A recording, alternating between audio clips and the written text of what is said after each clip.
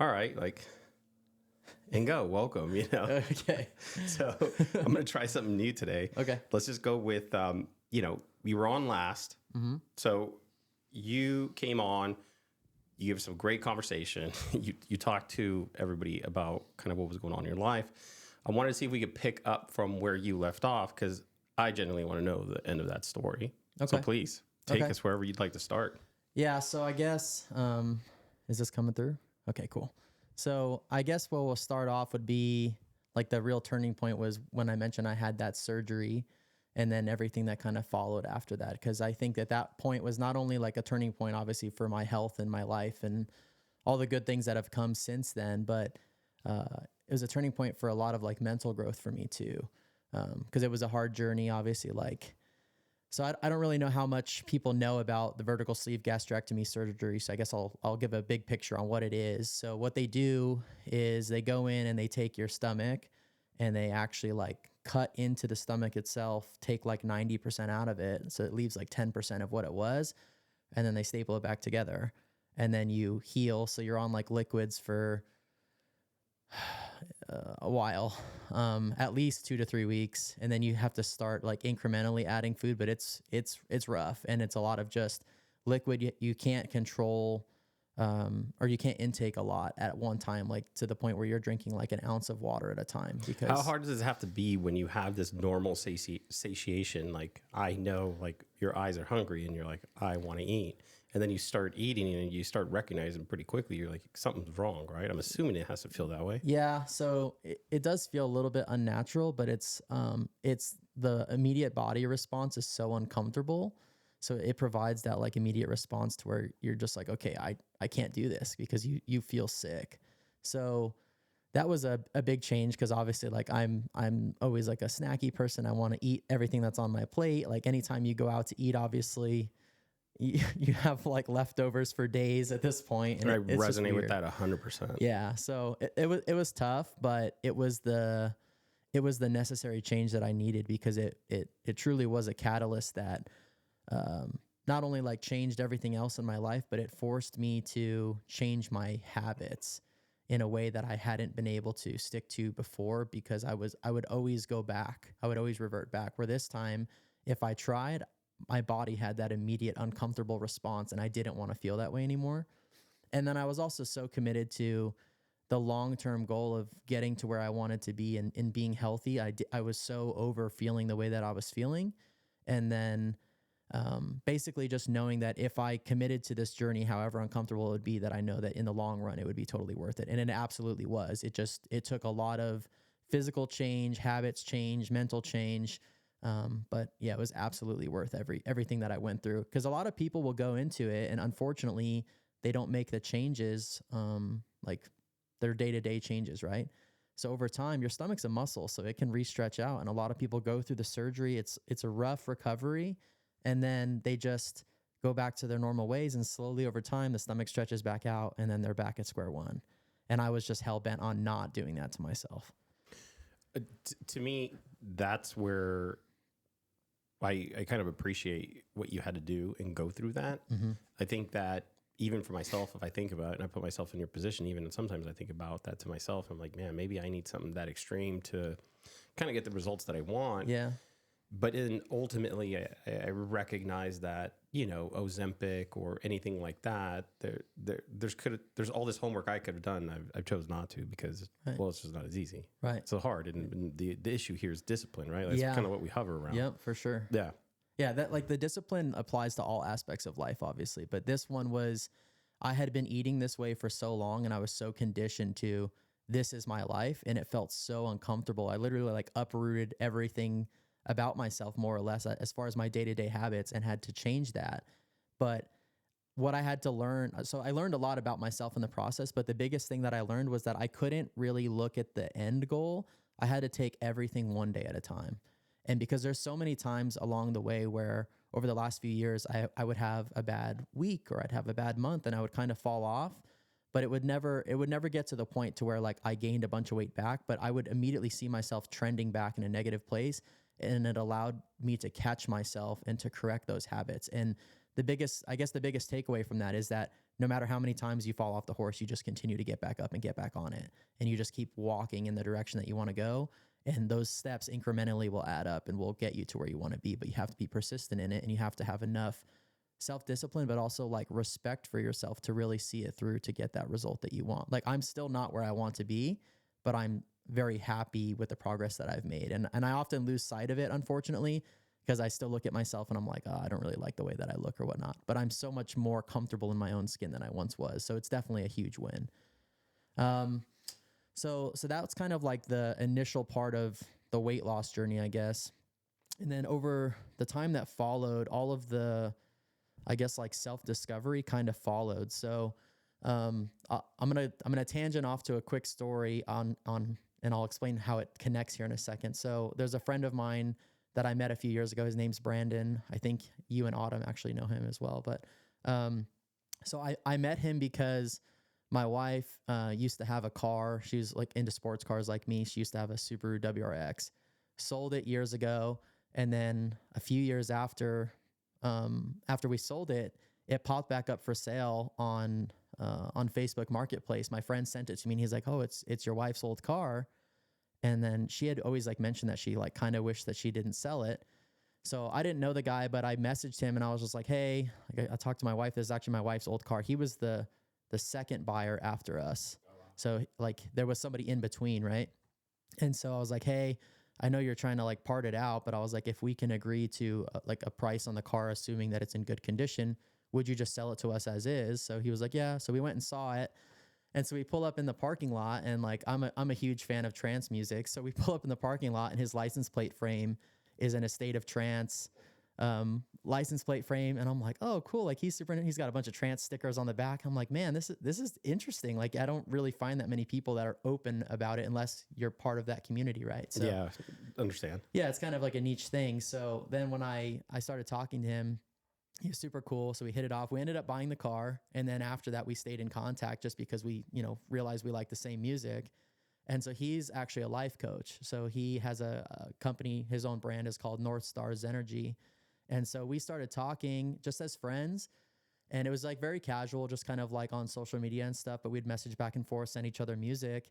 And then one day he was like, hey, I want to ask you a question, and like no pressure. But he's like, would you be willing to do like a consultation call with me? It's like free. It's basically like we would just discuss like what your goals are and like see if there's something that makes sense that like I could help you with. And I was like, okay. At first I was kind of skeptical about it because I was just like, I don't really want someone to be that intimately involved in my life, and I don't really know if I need the help and all this stuff, right? Can we pause right there for a second? Yeah. Because what you just said, I'm curious. Why was that your first response of, I don't want anybody to be that intimate in my life? Because it's uncomfortable. I knew that it would show me the things that I didn't want to see about myself, the things I didn't want to confront about myself. And I didn't want someone else essentially to like tell me what I needed to do. So it was like the stubbornness in me. But then like when we went and did the call and we started talking about a lot of stuff, and I was like, you know what? Like the more I thought about it, I was like, I think that there's something to be gained here.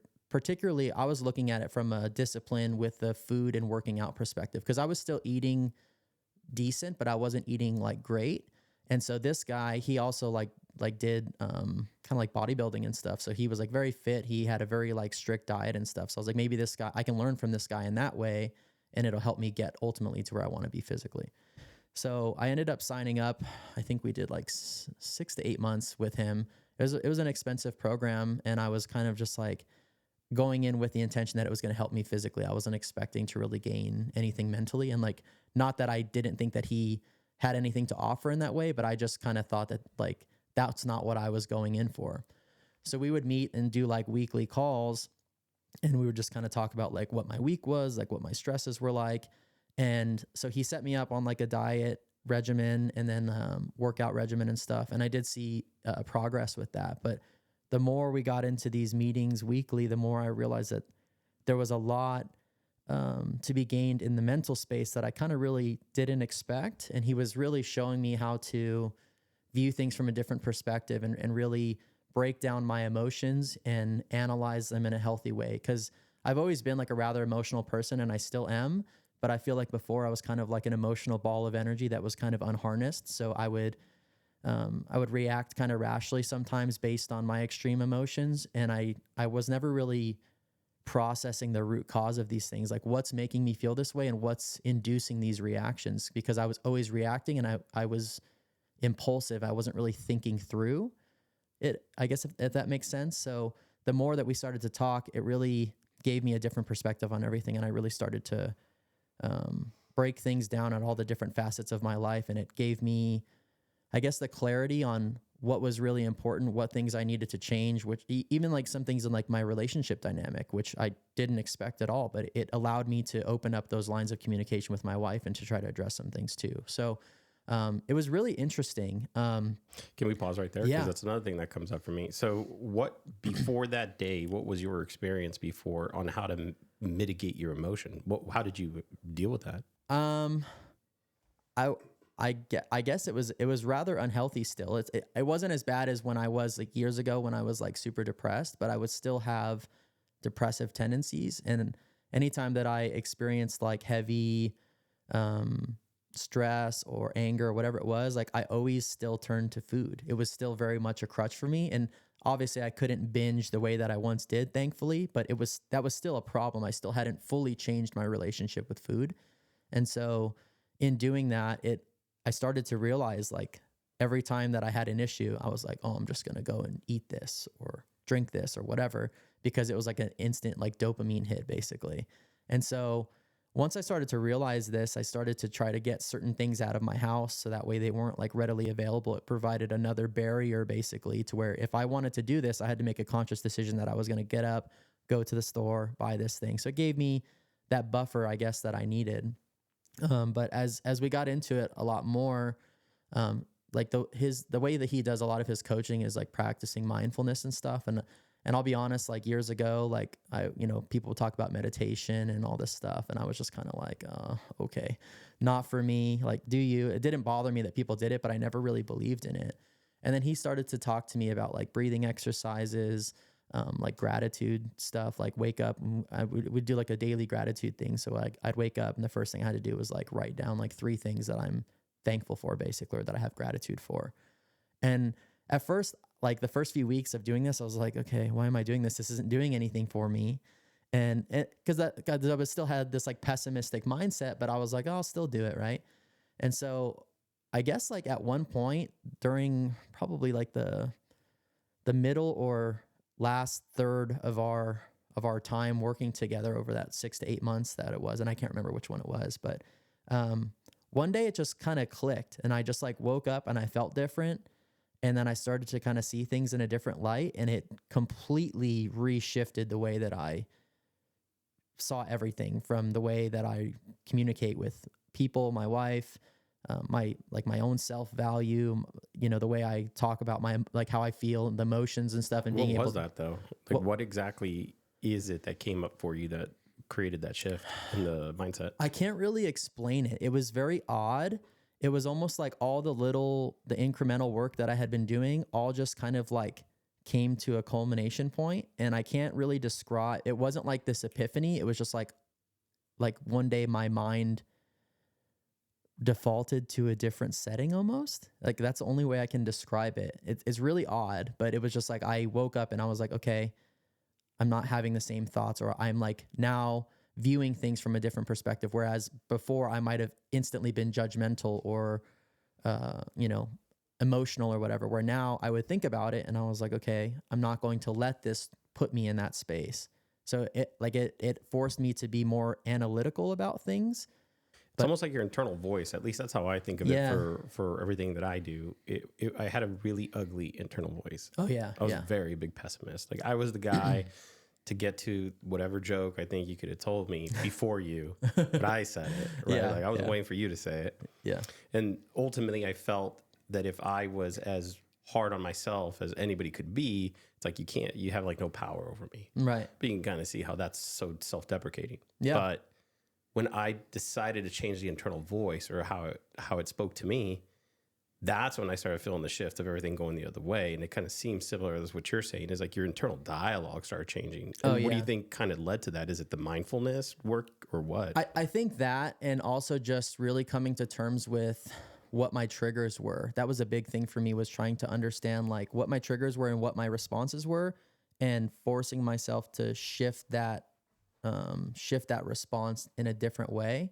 And it took practice. Like it took like, it sounds silly. So it's almost like when something's happening, I would literally stop, and rather than like immediately getting pissed off or immediately getting emotional about it, I would just be like, is this really that big of a deal? Like, yeah, it's stressful. It's not ideal, but like in the end game, what's really happening here? Like, is it really going to derail my life? Like, it's inconvenient and I can be over it in 5 minutes rather than like sulk about it all day long. That's kind of what it came down to. 100%. But I think like that is the most massive change, because I think all things come from that. Not all things, right? Like, I'm sure that you're just like me. We're still working on that. I was just eating some Sour Patch. Like, I shouldn't be eating those, but delicious, right? For sure. And things of that nature. But ultimately, I think that all work comes from that. And what I call work is like working on yourself. If that voice is still not there, if you're not your own MVP, if you don't know how to be your own champion, it seems like that is the hill that you have to climb first. Without it, I don't think all the other stuff that you'll kind of go into later, I don't think it's possible, is it? No, I agree with you. Because it not only changes the way you think, but it also changes like your sense of self-worth too. So because like what you were saying is, I was also very pessimistic. I was pessimistic not only with myself and highly self-critical of myself, but I was also critical of others unnecessarily. And it was coming from a place of insecurity, you know. There's a lot of ways that I used to communicate with people. When I think back now, I didn't think about it at the time that it could be perceived as hurtful, and I wasn't trying to be, but I was literally just kind of more or less like a different person. The way I communicated was entirely different. I'm much more thoughtful, and I understand the weight of my words now. Whereas before, I was just kind of like, well, if you feel this way, that's your problem, you know? And that still may exist to some extent. Like if you tell someone that you care about like a harsh truth in a respectful way, if it's not well received, that is on them, because they still do need to own that. But that's not the kind of situation this was. It was just, I would say things or joke with people in a way that if somebody had done that to me, I wouldn't have been comfortable with it. So I'm like, why am I doing this to other people? Again, I wasn't trying to attack. It was almost like my way of like fitting in. Like, oh, I'm one of the guys. Oh, we're going to roast each other. I'm going to do this too. But I would take low shots and stuff. And it's just so unnecessary. And so once I started to realize these tendencies in people that I was around too, and I would bring it up to them, and some of them were like, we're rational about it, and they'd be like, hey, I'm sorry about that. And it was cool, but I started to recognize it, and I was like, I'm doing the same thing. Like, I got to stop this. And so once I did that, and it allowed me to give less power to other people in the way that they communicate with me. Like, they may say hurtful things, but it was all about me understanding that they might not be in the same like frame of mind as me, and that I needed to not take it personally. And it's kind of it's a weird thing, because everyone's on their own like I don't think it's journey. Weird though. I don't think weird is the correct term for you to use. Okay. I think that you think it's weird if you think of it from like social norm perspective, maybe. Yeah. But ultimately, the honest truth, everybody has to do it. For sure. Everybody has to think this way. Yeah. Well, here I go generalizing. No, I'm not. Everybody has to think this way. Everybody has to be introspective, look at what it is that you're doing, and decide at the end of the day that interaction, do you get to own it? Yeah. Was it an interaction that you chose? Like, does that interaction help you be the person you're trying to be? Agreed. No? Great. Go own it. Change it. Yeah. Hey, I'm so sorry, man. I didn't mean to talk to you that way. Right. My bad. And then you have to own that. And because you own that, you feel the pain of that moment, but you can let it go, because you're like, you know what? That sucked. I didn't want to have to go to Danny and tell him sorry. So right. Next time, don't cut him like that. Like, right. Hey, what's up, Danny? How are you, man? Yeah. Yeah. That's good. But I don't think that if you don't own that moment, you almost reinforce the bad behavior, because you go back and you're like, got him that time. Right. Yeah, no, it's true. Yeah. And it's kind of crazy, because a lot of people, I wouldn't say a lot, there's a fair amount of people though that aren't willing to own it and engage in that dialogue, because they don't want to confront their need to change their behaviors. And I don't want to tell anyone how to live their life necessarily, but I think a lot of it depends on your own values. And again, like you said, is what I'm doing and the way I'm communicating furthering myself and leading me ultimately to who I want to be and who I want to be perceived as. Like I want to be perceived as a person who's positive, who's uplifting, who's a good friend, a good family member, a good husband, all those things, right? But if you're not embodying those principles in the way you communicate with people, it's the very basic fundamentals of like human interaction is how you communicate with others. If you can't do that in a respectful and thoughtful way, like everything else, every other interaction that you do is going to follow suit. At least that's my belief. No, I agree. Yeah. I agree with you. Yeah. So you get all this learning. You now understand all of these things. You start putting it into practice. What now shows its head? It's interesting. I just feel like I started to see things going positive for me more often, like just generally, like more good things were happening to me. I was being surrounded by more people who thought like me too. And not like my friends. I have some really like long-term friends that have been my boys for 20 plus years. Right. And we're still very tight and stuff, but I started to surround myself with other people as well, to where those people were very like-minded, or my friends also changed their perspective, which was really interesting to see. Not all of them, but a good amount of them. And I've even had like people over the years just kind of like message me about like, hey, like they recognize the growth, not just like as who I was changing as physically, but they also recognize like the maturity level was different. The way that I was perceived in the workplace started to change. A lot of things just started to shift in a positive way overall. And I guess that whole realization of, man, things were so terrible before, and now things are like generally starting to be positive more often. I started to really enjoy that feeling, and I wanted to surround myself with it that much more.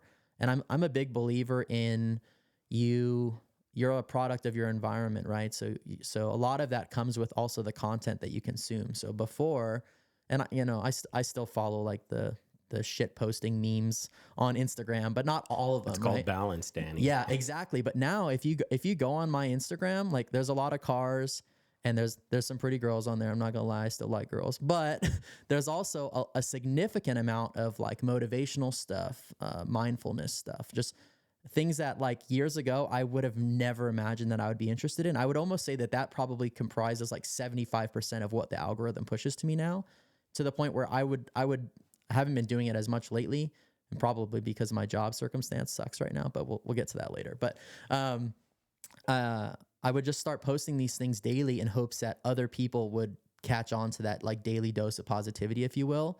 And it was like, I just wanted to put that out into the world. So that way, if somebody gets on their Instagram, the first thing that they're seeing isn't like, someone, getting knocked out at a mall because they had a disagreement. It was like a motivational quote or something to start their day, rather than someone like, losing their life or something over a street fight or something like that. So what do you think the motivation is for you to do it? Because that's almost an external thing, not internal. So if you're motivated to put it out, I can understand that, you want to kind of have positivity, you want to project that. Mm-hmm. But what did it do for you, the act of putting it out there every day? So for one, it was a practice for me. So it was like my way of daily engaging with good content, but I also, I guess saw it in a way of maybe this will, make a positive, shift for someone's day. And even if it was like one person, just having one person see it and be like, hey, this is really cool. Like, I like this stuff. And I actually started to have people talk to me about that. Some close friends that were like, I love the stuff that you post every day. Like, thank you for posting this, which is not why I was doing it. I wanted people to see it, but I wasn't like wanting to be thanked or whatever.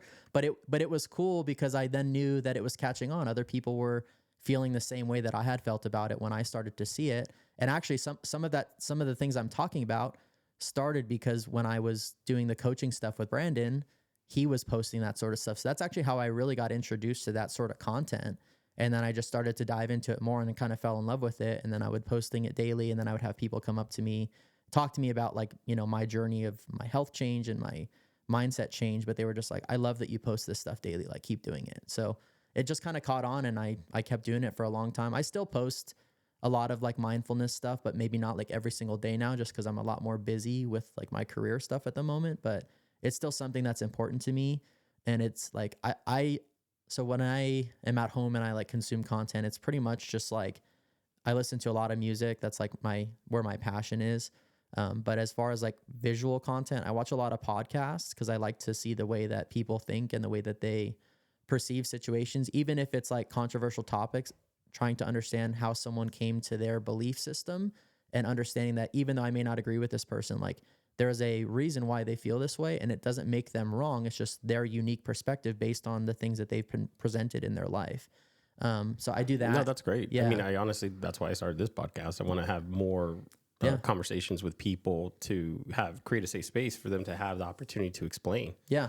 Because if we don't have a safe space to discuss things openly for the sake of understanding what is better, well, then that's how we got here. Right. Because nobody's willing to talk about it. Yeah. And there's still a lot of that obviously in the world today, especially with the politics. And I don't even want to get into that, but it's not in this one. Yeah, no, absolutely not. And it's just something I just don't choose to engage in anymore because it's so polarizing and divisive. It's just a lot of the conversations with most people unfortunately can't be had. And it's sad to me that that's kind of the world that we live in now, is that you can't have a rational conversation with a friend if you have a difference in an opinion. But I mean, I understand why some people feel the way that they do about certain things, and that's fine. Again, it doesn't make them wrong, but I also think that it doesn't make me wrong to feel the way that I feel about certain things. So, right. But so I consume that sort of stuff, and then I also just watch a lot of like mindfulness related videos where people talk about like shifting your perspective and like motivational related stuff, and like how to set up like your plan to live your best life. A lot of like manifestation related stuff. I'm a huge believer in that now. Like I'm hell bent on manifesting the life that I want to live. And I don't care if it's a year from now, 5 years from now, 10 years from now. I truly believe that I'm going to do it, and I will never give that up until I achieve that or I die. So, and I can't really explain how the manifestation thing like has played out for me, but it has on a lower level. There's a lot of things that I set intentions for, and then like, within a year or two, things happen, or even sometimes within a few weeks of certain things. And that's kind of how the music thing came out. And we'll get into that here shortly. So how do you think that, let's go back to that, because I think that's important specifically to talk about.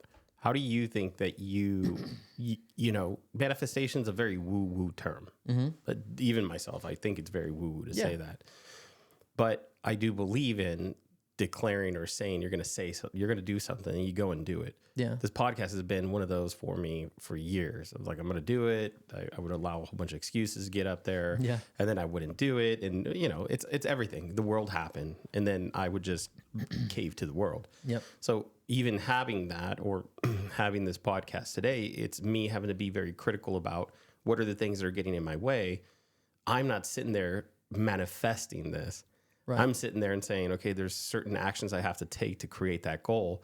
I'm going to have to like break that goal into smaller goals in order to achieve it one day. So do you feel that, even though manifesting feels good to say, mm-hmm. right? Because you just feel very like positive energy. Everybody should do it. What do you think has actually been? And do you think that part of your weight loss journey has taught you how to set goals and try to kind of get after them? Absolutely. So when I say manifestation, I agree that it is like a woo-woo term, and it does feel good to talk about some of that, but I don't personally view it as like this magical thing that I'm like, oh, I want to do this, and now because I said it, it's going to happen. It's not that simple. I think vocalizing it and putting it out there, all it's really doing is setting the intention, and that's the biggest thing behind it is this thought in here doesn't become something that can come to fruition until you start talking about it, embodying that, setting the intentions on how to get there. Like you said, to break down the bigger goal into smaller goals. Well, if I want to get here, what's the roadmap I need to take, right? And so you start to do all these little steps. And again, it's kind of is a snowball effect. And then you reach the destination at some point, or you get a lot closer to where you want to be. But it truly all comes down to setting the intention and following through on it. But it's easy to sit here and daydream and be like, oh, this would be nice, or this would be an amazing life to live. But the reality is that the people that are living your dream life are no different than you. Like unless you have like some sort of like physical or mental disability sort of thing, those are kind of different scenarios, but everybody is equipped with the same sort of body, health things aside. Everyone, has the same body. You're afforded mostly the same opportunities. You've got the same 24 hours in a day. What are you going to do with it? That's really what it comes down to. So do you think that some of that goes now into more of a confidence? Because if you really break that down, you start looking at it and you say, well, there has to be some sort of confidence to believe in yourself to take step one. Yeah. And if you are the type of person that is pessimistic, that you don't achieve anything because you believe that it's not, you're not deserving of it, well, then how do you get that spark to start? I think you have to choose what is the thing that you prove to yourself today. Yep. I'm going to get up and get out of bed. Yeah. Did that. And now it's about creating momentum with the next one. All right, check. Did the get out of bed. I got up. I'm standing up. What's the next thing to do? Should probably go do the dishes. Great. Next task. Go do that task. And I feel that I myself use this a lot because, I'm not perfect. I'll get some days where I'm just like, fucking not today. I don't feel like doing shit. Everyone does. So I realize that the hack is it's get out of bed. Oh, that's one. For sure. If I can do that, then I said, great. What's the next thing? Oh, I have to go do this. Great. Like, don't overthink it. Just get in the car and go do the thing that you needed to do. Right. Do that. What's the next thing? By the time you get to the fourth one, you're not really feeling the resistance anymore. You're just like, all right, I'm going to have 4 more things to get done today. And now you just get after it. But I think it's building that momentum to really go there. So how have you done that now that you've done the weight loss and that you've been able to show your friends that personal growth? How did you take all of that and implement it to actually start going in a direction that you wanted to head? Okay. So I think like the very basis of it all starts when years ago, like when on the last podcast, we talked about that extreme catalyst of change that I needed. The fear of change was less scary than continuing to live the misery, right? And so that first spark that you're talking about started with choosing me, choosing life, choosing that I needed to fight the hard battle to get ultimately to where I wanted to be, and knowing that it was going to be an extremely uphill climb. It was going to be rough. There were going to be tough days, but knowing that other people can do it and having that realization as none of these people are different from me. I just need to see it through. And I found some other people like in the weight loss community that I found inspiration in, through social media. I actually reached out to some people before I even had surgery that, had that same level of success, lost, 200, 300, 400 pounds. And I reached out to them and they were super, super nice in their messages. And I was like, hey, going through a tough spot. I'm really considering doing this. You have any words of advice? Like, share your experience. And they were always like super uplifting and super motivational. And they were just like, hey man, like you can do it. It's going to be difficult, but it's so worth it. And they're absolutely right. But it ultimately starts with, like you said, choosing you and having that self-belief and not allowing that rude voice in your head to tell you that you can't do it. You kind of had to shun them for a while, and they still rear their ugly head and they sit there and they talk shit to you sometimes. And you just got to be like, hey man, F off. Not today. I've got stuff to do. Like you said, get out of bed. What am I going to do? I'm going to go do this. Do I want to do the dishes? No. Do I want to go and do this, workout? No. But over time you build, like you said, you build that momentum, you build that discipline. And then once you start to see the results become almost addictive in a way, but not in a negative way. You just start to feel so much better and you're like, man, like this is really going great. I know that if I continue to put this work in, the results will continue. And they did. And so that was like the initial part of like just understanding that if I don't have the self-belief, if anyone doesn't have the self-belief, you've already defeated yourself. The minute that you tell yourself you can't do it, I think I even said this in the last podcast, you'll always be right, but it's very true. Like that is like one of the very core values that I believe about any sort of intention setting or goal setting. The minute that you say, I can't do this, then you've already taken yourself out of the equation. You've already taken yourself out of the fight, so you can't do that. So that's kind of where it started. And then I just, over time, like I said, things were changing in a positive way generally. In the workplace, I started to be recognized more. I was, getting promotions and stuff. And it just kind of, a lot of things were going in a good way for me. So I just kind of was generally surrounded in a more positive space than I had been previously.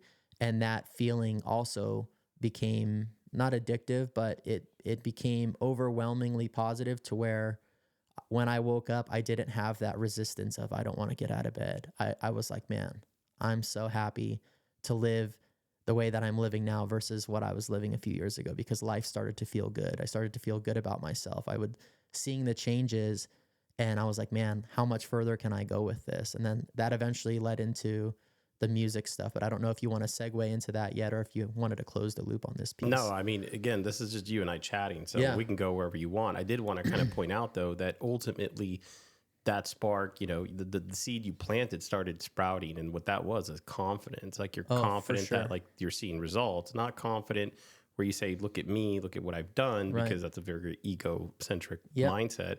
But you do get to say, you know what, good job, guy. Like, look at this. Yeah. Not that bad. Yeah, no, absolutely. So, because before, when I was in that pessimistic mindset, I not only didn't believe in myself, but I truly hated myself. I hated the way I looked. I hated who I was. Like, I hated the way I thought about things. I hated that I was critical of people. I hated that I was, combative. I was emotional. There was so many things that I disliked about myself. But then once I started to give myself some grace and shut that negative voice off, or at least suppress that negative voice, and start to engage in more, thoughtful and positive content, like I said, you're kind of a product of your environment. So the more positivity that I started to surround myself with, no matter how woo woo or BS I thought it was at the beginning, I truly believe that started to help my mind shift in a positive way. And then it became a snowball effect. And then you said the confidence began to build. I started to like what I was seeing in the mirror. I liked the way that my face looked, all this stuff. Like, I don't know. It felt really good to know that the dude who years ago was like miserable and like didn't want to continue life was starting to win. And it was all based on the work that he had put in. And it just felt so good, so damn good that I set that intention years ago and I followed through on it because I was worth it. And then I was starting to reap the benefits of that, I guess. So let's go into the music stuff now, because that's very much the confidence piece is absolutely what got me to step into that space. Before you go into the music, because that's a passion of yours and I want you to talk about it, ultimately, I want you to go back and understand and look at what started changing in your life. So these are the things that you noticed about you, but what started happening around you because of that? What changes did you notice? My relationships with people improved. I started so I mentioned that like me and my mom previously like kind of had a falling out years ago, and we were able to repair that relationship based on just having like real discussions and stuff. I was able to remove a lot of the emotion out of certain things and be able to take responsibility for things that I had done and things that I had said that were hurtful, even though that I didn't mean to in the moment, but I was not in a rational mindset, I guess. And so taking ownership for my own faults, but also giving people the grace to know that maybe the way that they interacted with me or the things that they had said or whatever was not really a reflection of who they were, but maybe more what they were going through at the moment. And because everybody has their own battles and nobody knows what you're going through behind closed doors. And I think because of my experience and knowing how well I hid what I was going through from a lot of people, it got me starting to think like, what are other people going through? And I started to, I guess, just give them more of a, more grace and compassion of like, hey, that was a shitty thing to say, but like, they probably didn't mean it that way. Or maybe they were having an off day or whatever it may be. Right.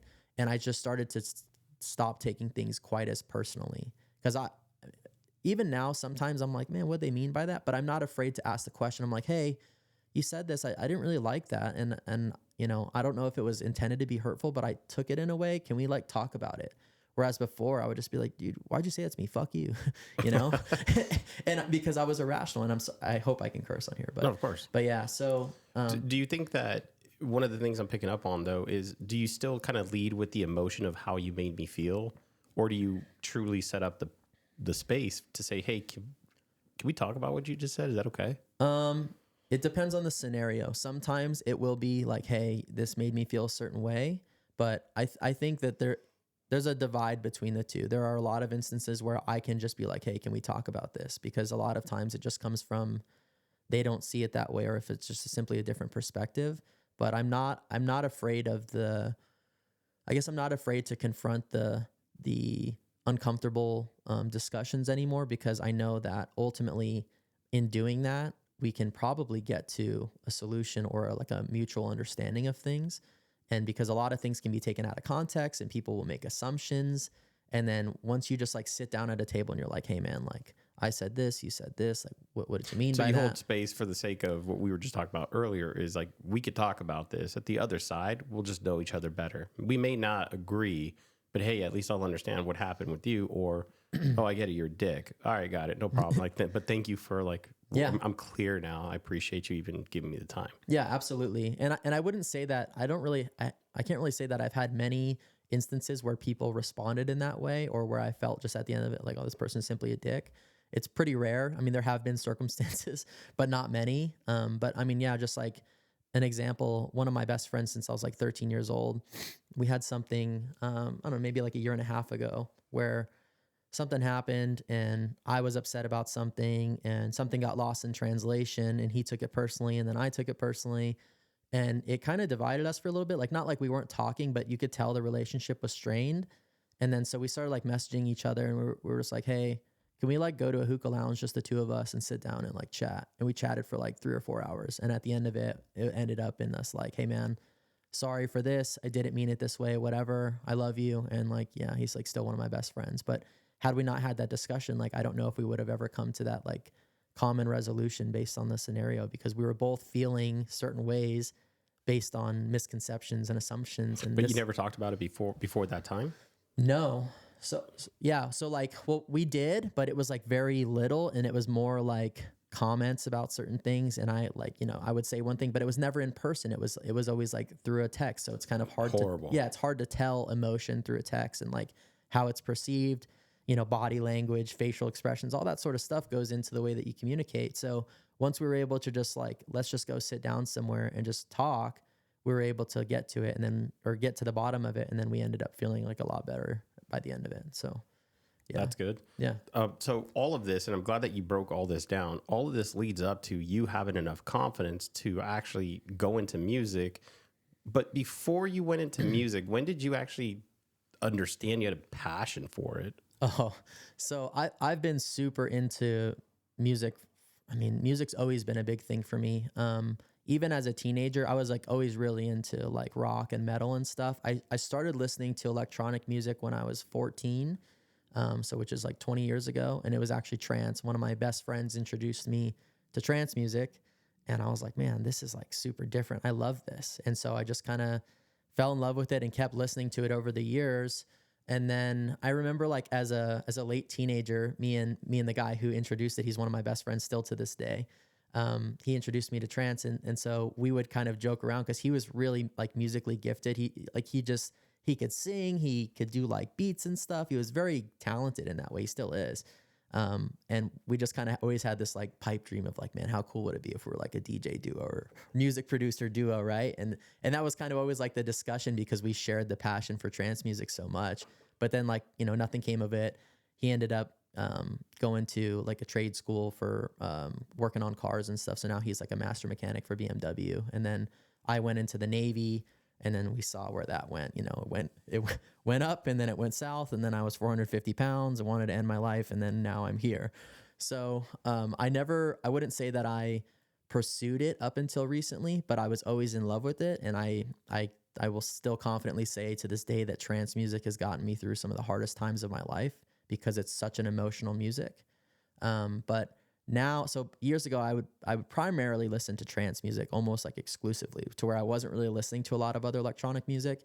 But then within the last 3 to 4 years, I started branching out to kind of some of the other stuff. And not to say that I didn't like anything else, like definitely in the golden age of EDM, like, you know, 2012 era, you know, Avicii, Hardwell, like that time was the first time I went to EDC was in 2014 with a group of like 20 close friends who's still my rave family today. They've come to a bunch of my shows to support me. They're amazing people.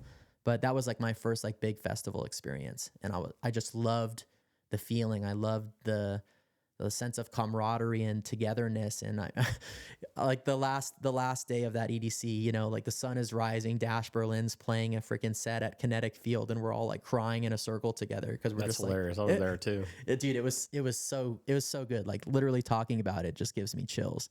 But the passion has always very much been there, and I've always been super into the music, but I never had the confidence that you're talking about, where I was like, I'm not musically gifted. Like I like to listen to the music. I listen to a lot of it, but you know, I had messed around with guitars years ago and I could play a few basic songs, but I was never good. So I was just like, music's probably not for me. I'll just be like a listener. And then so this was in, let's say, January of 2022. I went on my first Groove Cruise with one of my friends, Taylor. And oddly enough, so he came into our group in 2013. He went to EDC, or he went to EDC. He's from Florida, actually. He went to EDC. I think he was by himself or maybe with a group of friends, but he was like standing off by himself, like, and he bummed a cigarette off of one of our other friends. And then they started chatting and they're like, hey, who are you with? He's like, you know, I can't remember if he was by himself or he was separated from his group, but either way, our friend was like, oh, come hang out with us. So he hung out with our group, and I wasn't there at this time. I was still in the Navy during that year, but I went the following year. But that's how he got like pulled into our group. And now he's also one of my best friends. He does like nursing, travel nursing contract work. So he's like lived at my house with me and my wife, you know, so that's my boy. But we became close within the last few years. Right after my surgery, he was out here and I wanted to go to a trance show, and a lot of some of my friends like it, but not a lot of them are as into it as me. So like, he was like, oh, I like it. I'll go with you. So I met up with him and a few of our other friends and we went. And then after that, we like really started hitting it off. Cause like before he was a friend, but it was like kind of like I guess more of an acquaintance because I didn't know him to the level that everyone else did. Yeah, right. Makes sense. Yeah. And so we started hanging out when he was out here doing contract work for nursing. And then we just like hit it off. He was staying with one of my other really good friends. I've got like a really big group of friends, and I probably have like 5 or 6 like truly best friends, which is really awesome. I'm super fortunate to have all these people, but it's very unique because a lot of us have known each other for anywhere from 10 to 20 plus years, and we're all still super tight. I mean, like, you know, we're all in our 30s still going to raves together in a group of like 15 to 20 people together, which is awesome. You know, yeah, that's like, dope. I miss that. Yeah. And like now a bunch of our friends have kids and stuff. So we're all going to their kids' birthday parties. So like everybody is still very much connected, which is really, really cool. But yeah, so we started hanging out, and then January of 2022, Groove Cruise happened. And a few months prior, I was like, hey, it's around my birthday, which is in January. And I like asked a few of my friends like, hey, like we should go. It was that guy Taylor and then 2 of my other friends. They weren't able to go, but he's like, dude, I'm down. Like, let's go. So this was our first time both going, and we go, and he had dabbled with, I don't want to say dabble. He definitely knows how to DJ pretty well, but it's not like he was doing it on a regular basis. He kind of just did it like back in, you know, late college years and stuff as like a hobby, just something to mess around with because he's also super into music. And so Groove Cruise has a contest for open decks to where if you put in like mixes, they'll pick a certain amount of artists to play on one of the smaller stages. So he just like, he sent in a few like older mixes that he had made, and he got chosen. And he was like, when it happened, he was like, dude, no, like, is this me? Because he goes by Nucky is his name for his DJ name. And he's like, is this me? And I'm like, dude, there's probably not another Nucky that's going on Groove Cruise. So yeah, it's I you. hear there's a lot of Nuckies, but it's you, my man. Yeah, for sure. So he confirmed it. And then I was like super excited for him. And then after that happened, we went on Groove Cruise, and I watched him play, and he was really, really good. Like he had done a bunch of practice beforehand because he was super nervous. He goes up there and he fucking kills it. And so he found out before going on Groove yeah, Cruise, right? So they tell you maybe like 2 to 3 weeks cruise that you got chosen. So he was like, oh my God, like now I got to come up with a set and stuff, which he did. And so he ended up playing, and it was awesome. It was, I was sitting there, or not sitting, I was standing there dancing and screaming my ass off, but I was so excited for him, and I was so happy, and I was like, this is so fucking cool. Like I want to do this. And again, I have this little pessimist in my mind that's like, well, you're not musically gifted, so let's live vicariously through our friend here, right? And so we go on Groove Cruise, amazing time. And then we get back, and then I think that year he ended up living with me later that year for, I don't know, maybe 6 months or something like that. And so when he ended up leaving, he was like, hey, I know you keep like talking about this DJ thing. Like, why don't you just borrow my equipment and see if it's something that you like and see if it's something there. He's like, because he's like, you listen to so much music, and he's like, I feel like you would be really good at this. And I was like, okay, well, if you don't mind, like, sure. He's like, I'm not using it. So yeah. So he left me with like this this little like $250 mixer setup that, you know, you plug into the computer and stuff, but it has all the basics of what you need to do. So I start downloading So like music. a little all-in-one controller. Yeah. So it's I wouldn't say it's all in one. It has everything of like bare bones that you need, but it has to be plugged into a computer. You can't do like the USB to it. Like it has to be plugged into a software on there because there's like no screen and stuff on it. So I started messing around with that. And then he bought me like some speakers. He bought me these like nice like KRK speakers. Are pretty nice ones. So he bought them for me like as a parting gift of like, hey, thanks for letting me stay with you. He's like, do this, my boy, which was really, really cool. That's dope. Yeah. So that was in like September of 2022. And then I started actually like messing with it like the very first week of October of 2022. So it is currently November of 2024. So the first time I touched DJ equipment was literally like 2 years and 1 month ago, right? Which is wild. And so I start messing with it and I start like doing some mixes and stuff. And it is coming like naturally. I wouldn't say I was like good, but I was not struggling the way that I had thought I was going to. So I started recording some mixes and I would like, you know, send it in like our little rave chat. And I'm like, hey, check this out. And you know, it was like good, but it wasn't great, you know, but it was good enough. And people were like, oh, it's not too bad, you know, but I listen to them now and I cringe and I'm like, oh God, it was not good. See, this is funny. Let's pause right there for a second because I literally was talking to a friend a couple days ago and he's trying, you know, he's really good with interior design and he's trying to get this started and he's a super analytical person like me. And basically he's like, yeah, you know, I have this plan. I made this list and I checked it twice and I did this and here's my marketing strategy and blah, blah, blah. And I was like, you have it all wrong. He's like, what do you mean? He's like, yeah, you got it all wrong. He's like, what are you talking about? I was like, yeah, you just have to be okay with sucking. Oh, for sure. That's it. I was like, that's the magic to everything. You just have to be okay with sucking because that's ultimately the largest barrier of entry. It's like, what if I'm not good? Let me forgive you for being shit. It's okay. We all are. Yeah. You just start where you are. It's not about being good at something. It's just about doing it. Yeah. Right. And being persistent. Yeah. And being persistent. And I just thought it was funny that we had this conversation recently because ultimately, if you really break it down, that's what you needed to do was just be okay with sucking. Like, all right, well, I think it's good. Well, that's good what you had today. And then tomorrow you'd be like, ooh, you probably had a better transition. Yeah, no, for sure. And I'm like, I'm a very like self-critical person when it comes to like, my performance in anything. Like even when it comes to like work stuff or like when I was in school, I was always like I just failed this test and I get like a 95 on it. But it was like every time I'm like, I'm sure I just failed that. And then I would do really great. And it was really odd, but I've always been that way. But in a way, I'm glad that I'm like that because it forces me to perform better too. Like I'm like, oh, I have to do well at this. And I'm so hell bent on like getting good at things. When I like dive into a new passion or a new hobby, I'm like, okay, like straight into the deep end. That's just how I am. Like everybody that I am close to knows that. And they always laugh about it. They're like, oh, he did this. Okay. Yeah. We'll see where he's at with this in 6 months from now. Like got into cars. Next thing I know, I had like full built race cars and stuff. It wasn't just like, hey, let's put an exhaust on it and go drive around. It was like, oh, okay. Full built race car. Everything is changed in it aside from the dash and then the body of the car. I'm very similar to that, by the way. Yeah. So it's a blessing and a curse because it makes for a lot of expensive hobbies. But when you find the right hobby, it's really awesome because then you can dive in and be like, wow, there's really something here. So I started to record those mixes and stuff. And then we went on Groove Cruise again the following January. So January of 2023. So which was 3 months after I started 3 months after I started messing with DJ equipment. And so I recorded some mixes before and I knew that they were doing the open decks thing again. So me and him both put in this time and then we both got chosen to play.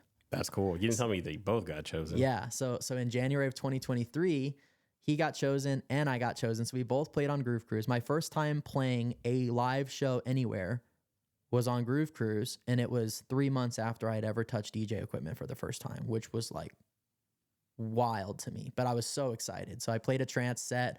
And it's funny because I had been practicing on like the little equipment that he had. And after he left my house, he ended up buying like a full on nice like standalone setup. So Groove Cruise was out of Orlando and he lived in Orlando area. And so I flew out to him the night before Groove Cruise and I learned to play on the big boy decks because it is very different than the little guys that I had. It has the same fundamentals, but there's a whole lot more controls on there. You need to know what things do what. So I kind of did like a crash course on YouTube, and I go there and then I, you know, mess up for the, first 2 hours or whatever until I get the hang of it. And then I'm like, okay, well, tomorrow we're going on Groove Cruise, so I better figure it out. And so I go up there and then I play the set, and it's not perfect, but it's pretty good. Like, I made a few little mistakes, but they were minor. Like, even now, if I had made those same mistakes now, I don't think that it would be like a super significant thing. Like, you weren't trying to jump off the boat, basically. Yeah, exactly. I was like, oh, cool. Like, I did it. And it was cool. I had people that were in front of the set. I mean, it was like a small crowd, but it was still awesome. It was like, it felt good that I was like, man, I just did this. This is really cool. So it added to that confidence. And then I dove in after that. I was like, this is so fun. I want to do this, and I want to see where this goes. So then I buy my own full proper setup at home.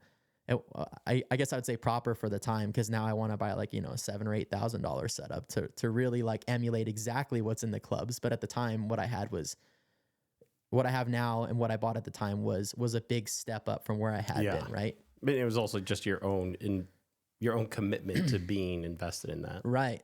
And so I started just messing around with it, and then I created, so let me back up a little bit. Before I went on the cruise, I created my own DJ name and stuff, which is intheDarK. And it's all one word. It's all lowercase, other than the D and the K in the dark, because those are my initials. And then there's other significance behind it. So intheDarK is an old Tiesto song from like the mid 2000s.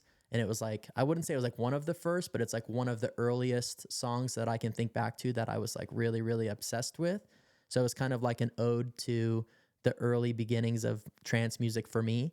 And then also like the intheDarK was a reference to like where I had been years ago. It was like I had been in the dark and now I'm not. So yeah, I'm glad that you explained that, because I didn't know any of this. Yeah. But it's cool. Yeah, it's very deep. Definitely get it more now. Yeah.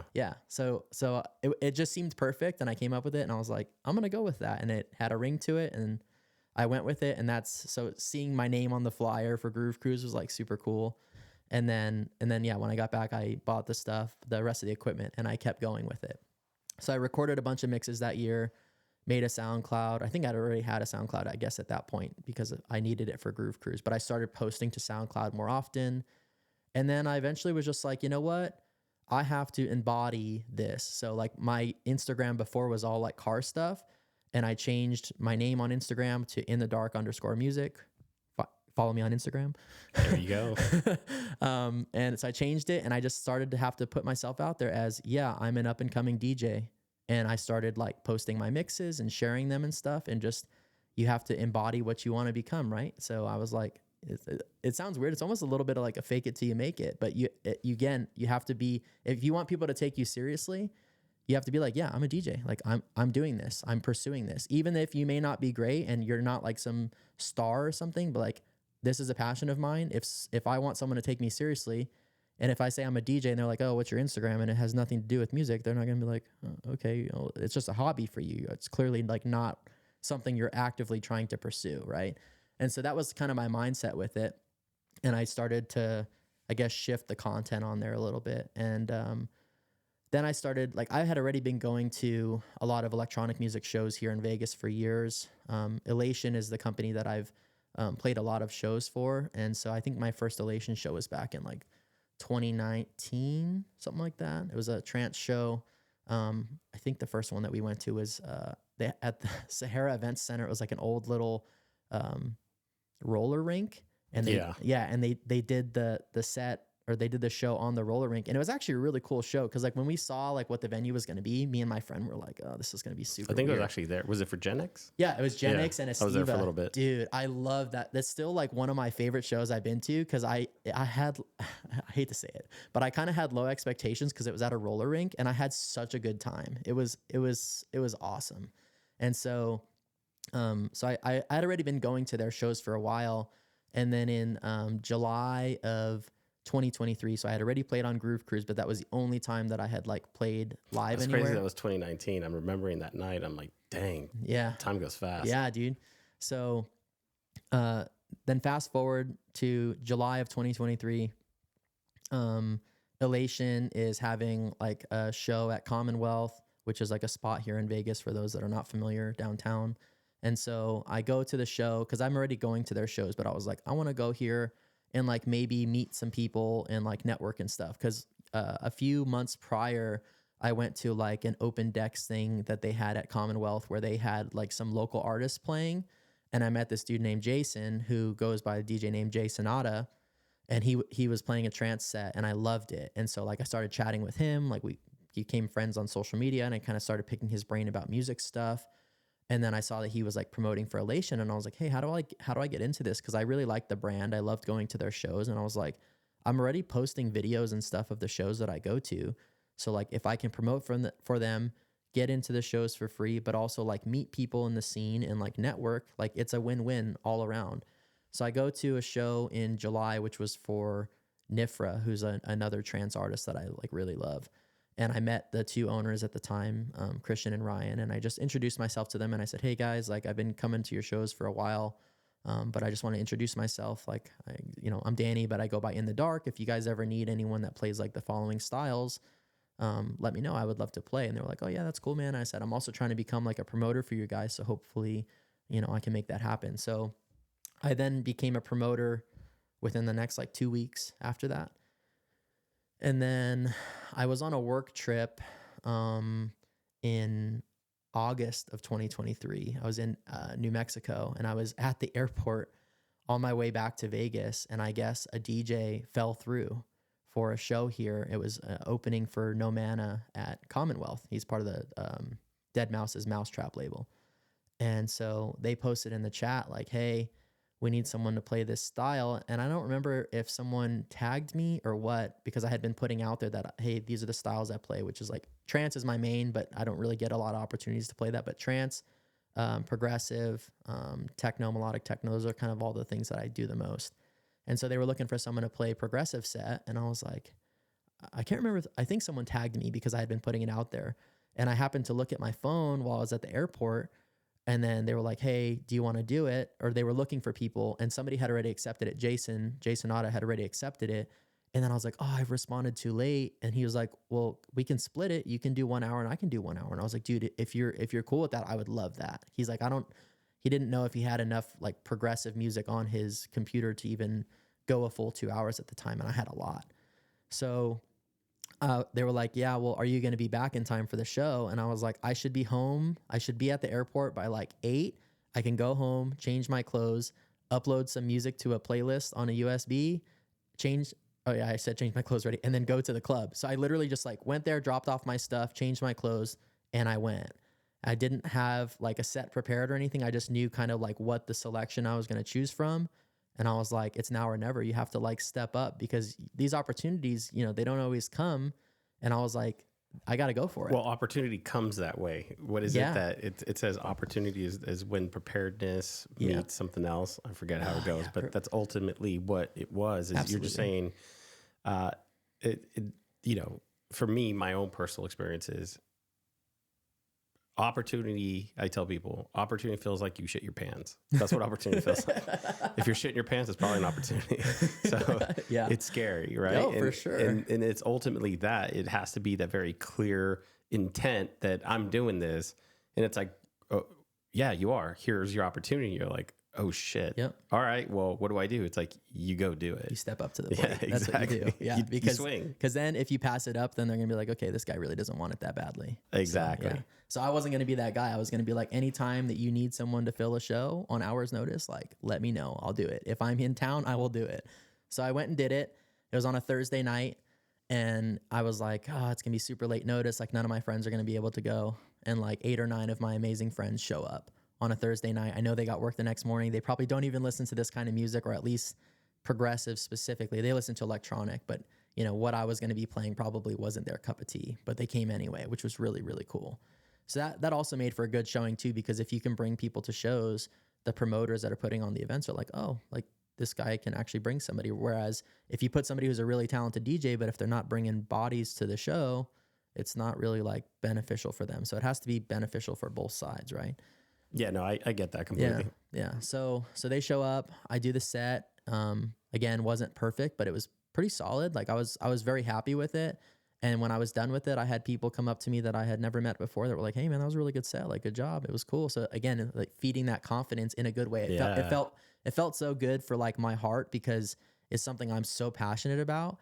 And again, like just having the opportunity to do it was so cool because it's funny enough, I had once I have done the Groove Cruise thing, I was like, okay, my goal is to like start playing shows in Vegas within the next few years. And then it happened like a few months later. Boom. Yeah. So, and I was just like, okay, this is like amazing. I really need to like run with this. So then I start leaning more into the Instagram stuff, like the content on there, putting my name out there more. So then I played that show in August that year, like early August. And then another show came up, I think in late August, where I got an opportunity to play again for Elation. So I stepped up, did that one, loved that set. That's still like probably one of the, maybe like not technically as far as like a DJing perspective, but like the music selection and just the vibe, the crowd it was really, really cool. One of my favorites that I've done still. So I stepped up and did that show as for open for Cosmic Boys. God, I had to miss that show. And I love those guys. Yeah, it was cool. Old friend of mine like turned me on to them and they're awesome. Yeah. But I missed it. Yeah, it was really, really cool. And so I got to play right before they came on. So there was like a lot more people there than if you play like the first slot. You know, you got like 7 people in the audience up until 10:30 or whatever. You got the friends. Yeah, exactly. Right. So so that was really cool. And then I guess the following month was September, and I got chosen to do another show. I opened for Julian Joel at another spot downtown, and it was like a techno show. And I hadn't played like a full-on techno show before. And so when I think back to this one, I give myself a little bit of leeway because I didn't know like there's a lot of unspoken rules of DJing, particularly being an opener and like not playing super high BPM, which I didn't know at the time. So I played this. I think every main act has some sort of weird rule, right? That they have. Yeah. So it's not even like, I mean, some of them are very particular about it, but it's kind of like for the promoters, the idea is that like the headliner is the headliner. You don't want to steal their thunder. So there's kind of like this unspoken law of like, hey, don't blow the doors off. Like, ease the crowd into it, bring them up, and then let the heavy hitter bring it home, right? Which is cool. Like I get it. Like they've put in their time. There's a reason they're the headliner, so you don't want to steal the show. So unfortunately, I'm sorry, Elation, but I know I played way too high BPM that show. But I learned a lesson.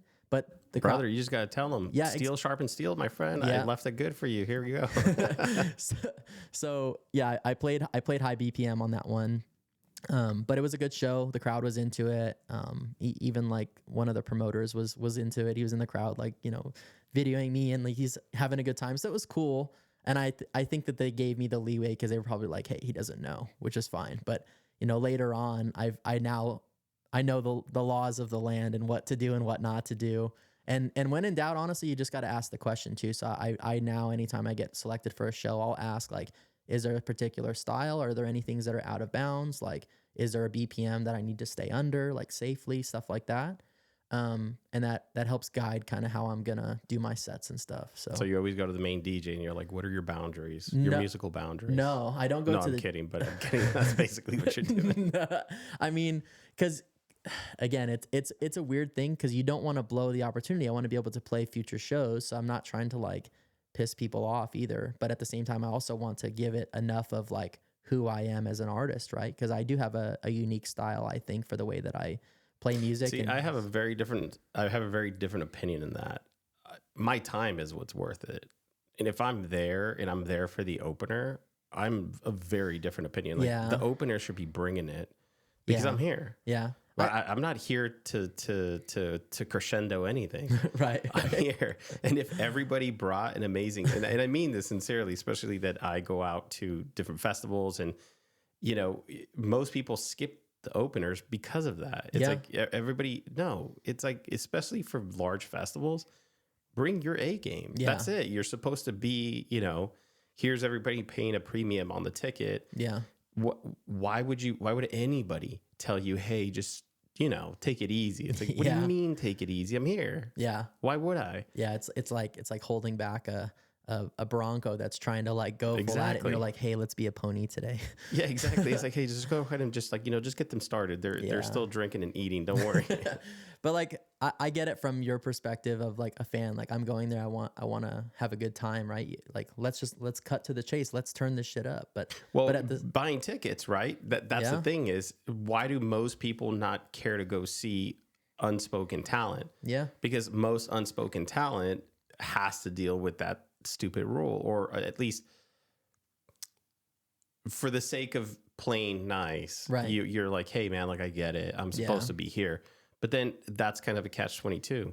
Well, then how do I get to be like, yeah, that guy was dope. Whatever his show is Right. next, like I'm gonna catch him. So yeah, it is interesting. And I do it obviously out of respect for the promoter and stuff, and because I want to have more opportunities.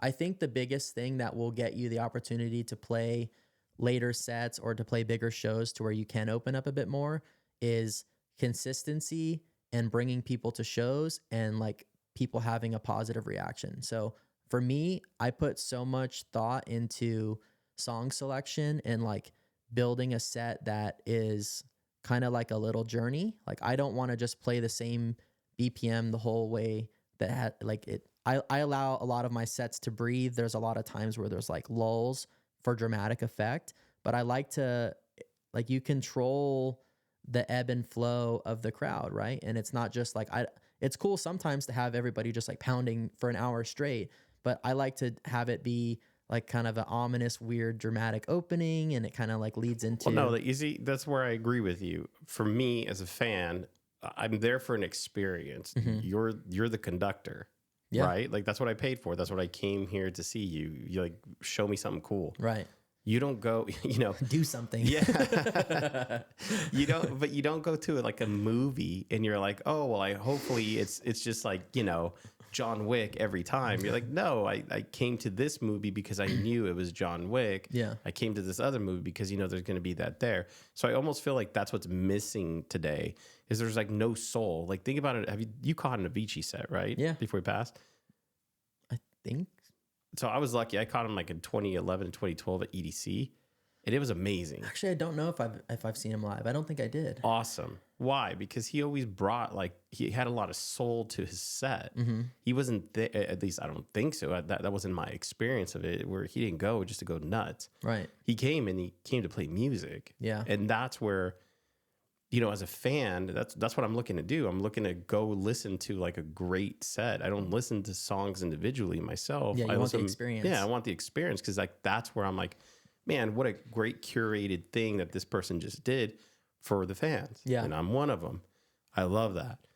Where they go and it's the idea is like it's just business. It's like, hey man, where's the soul? Like where's the part of you that comes out in that? Yeah. Right? Yeah. No, that's what I think is missing. I agree with you in a lot of ways because there's a lot of DJs that will go and play shows and they're like very technically gifted and stuff, but again, there's like no personality to it. They just play a lot of like heavy repetitive music, but then there's nothing that sets them apart from different people, I guess. Like for me, I try to be a little bit unique with my sound.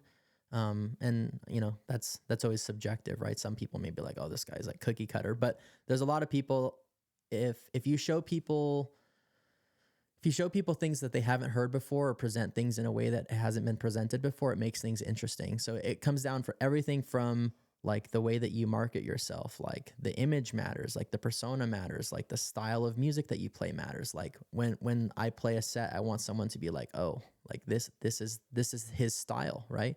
It always has, I would say 99% of the time, it has kind of like a weird, dark, ominous vibe to it. And it's because it's the style of music that I like, but it's also the song selection is super, super important. I feel like song selection is 90% of good DJing. The rest of it is just like knowing how to do good transitions, because it doesn't matter how good someone can do all these crazy tricks and loops and stuff. Again, if there's no soul to the set, like I don't want to say I could care less. It's still fun, but I would much rather have someone that has a great song selection and a 1 hour journey that I feel like, wow, that had some emotion to it. It took me somewhere, rather than just like, wow, this guy is an absolute demon on the decks and, you know, has touched every single button on here, right? And some people are like that, and He's that's a just bop it expert. yeah, that's just not the way Yeah. that I DJ. Like I have a more simplified approach, and it's like clean. My transitions are clean, but I let the song selection do a lot of the work for me because it adds the dramatic effect. I choose the time in the song where I'm going to bring something in, and I let this part breathe because I know that at this moment this is going to add this like wow factor or whatever it is, you know? And I'm always like I try to be most of the time particular about the opening song. Like I want it to have like this weird kind of interesting buildup rather than just like start with Yeah. and sometimes it does, but it'll always lead into something interesting right after, right? But a lot of times I put a lot of thought into intro songs, outro songs, like that sort of stuff, because it adds like this lasting effect on people. Like when I go to a show and a DJ starts with some like weird, dark, ominous vibe, and I kind of feel like almost like I'm being introduced to this like master villain or something, I get excited. Like it gets my heart going. I'm just like, dude, this is gonna be epic. It's an epic feeling. That's the best way to describe it. Is it's like, oh, this is gonna be awesome. This is gonna be interesting. Rather than if someone just starts with Well, it's almost the thought that you put into it, right? That's where you're going for. I think like that's where at least for me, I leave shows early sometimes just because I'm like, cool, that was enough for me. I gotta just like, I'd rather sleep, right? Yeah. So I think that if some more of those shows had that, where like I was really surprised when Alpha 9 played that, you know, Disco Pussy. I was like, wow, like he played his ass off in a tiny little venue for just a few people that were there. But I was like, wow, that was amazing. Like I feel like that's what's missing in most people's sets, to be honest. Yeah, it leaves a lasting impression on people. Like people are like, wow, that was really something different. That was something special. It was something unique, something I haven't seen before. It made me feel different than how I felt before at a show. And I think that that's kind of the vibe I try to cultivate. And, you know, obviously it's not going to hit for everyone, but a lot of people. You do. Oh, well, that's I cool. mean, Thank again, you. from my feedback, you know, I've been lucky enough where you've played and you know, played for us specifically privately. It's awesome. Yeah. You know exactly how to take the vibe. You know how to bring the good soul that you have, and it's just hard. It's hard not to get into the dance groove when you're on and playing. I'm just being honest. Well, cool. Thank you. I appreciate that. It's cool. It's fun too because I think before, and I still fall prey to this sometimes where I'm like, oh, I hope it was a good set. But I've learned that if I'm having fun, chances are that's coming out in what I'm playing, and other people will like attach to that energy. Whereas if I'm just playing to try to please people, it might not feel authentic, I guess.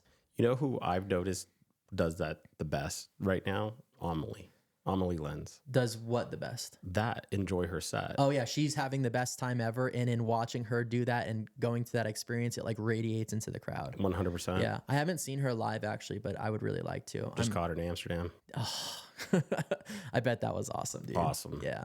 So I know she's opening for Anima at the end of December for one of those shows. So we actually sold our tickets to one of the shows because we're trying to go to a different night with one of my other friends who wasn't able to get it. I know. So we'll see. I'm just keeping an eye on it, but I'm probably gonna have to pay a pretty penny. So, yeah, I've noticed, but it is what it is. We'll see.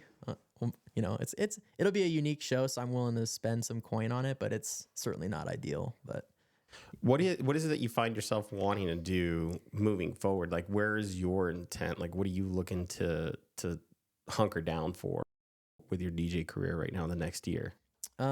So music production is the biggest thing right now. So later this month, so I'm going to Dream State, which is like a trance festival. It's like one of my favorite probably my favorite festival.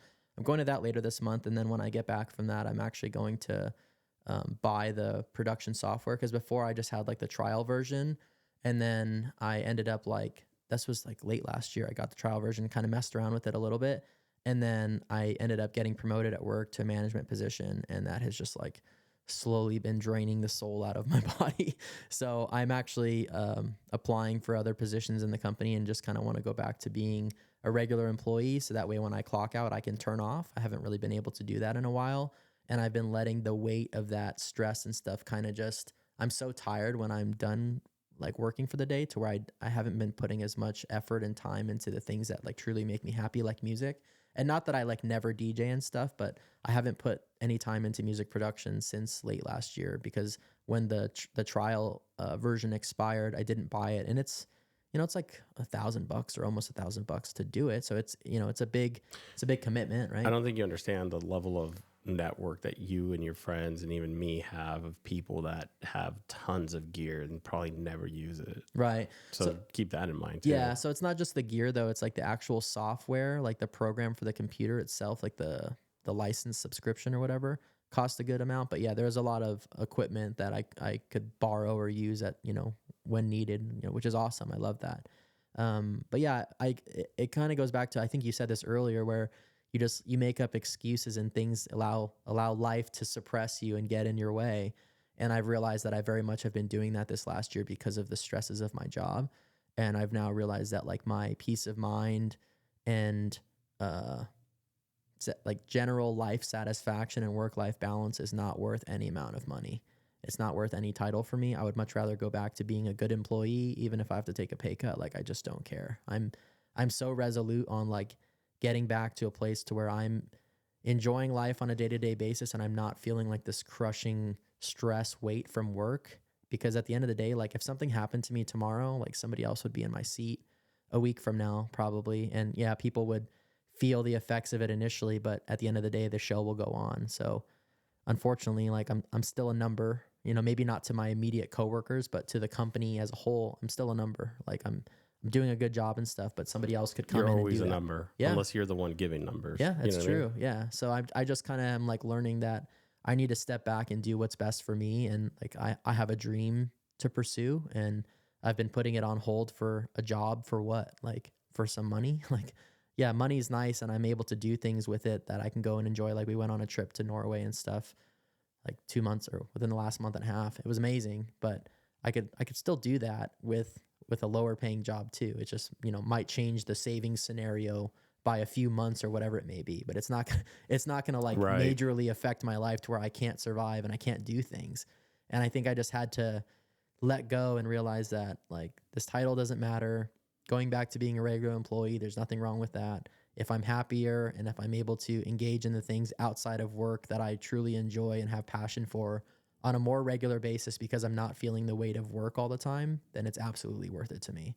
So that's the biggest thing, is getting into music production, continuing to try to get more DJ gigs and stuff too.